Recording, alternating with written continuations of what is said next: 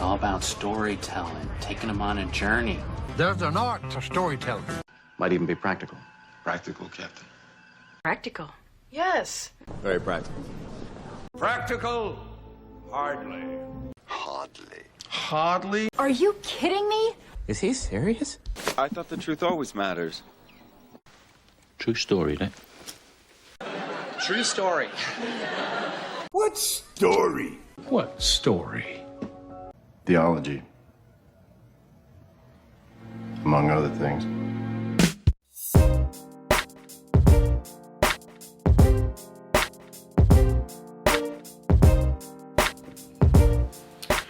You know, nowadays we're becoming more and more aware of just how powerful stories and myths and legends, epics, how powerful they really are. You think of the success of the Marvel movies, or you think of how just about any successful brand or product out there is sold, not with a list of the features and benefits of that product, but with a promise about what your life is going to be like, what your story is going to be if you use that product or drive that car. Christians don't often realize how much it means that we can go out and say that the Bible is the most powerful, the greatest story that's ever been told. It's, as C.S. Lewis said, it is the true myth, the true telling of the way the world is and our part in it. That's powerful. Speaking of the power of stories, one of my all-time favorite storytellers is G.K. Chesterton. He lived at the turn of the 20th century. He was this Christian author, literary critic, philosopher. One of his most interesting ideas is that what you believe about the universe is the most important and most practical thing about you. And I love that because it ties in really well with theology being practical. Your view of the universe is basically the story that you believe about everything. If Chesterton says that that story that you believe is the most practical thing about you, that means,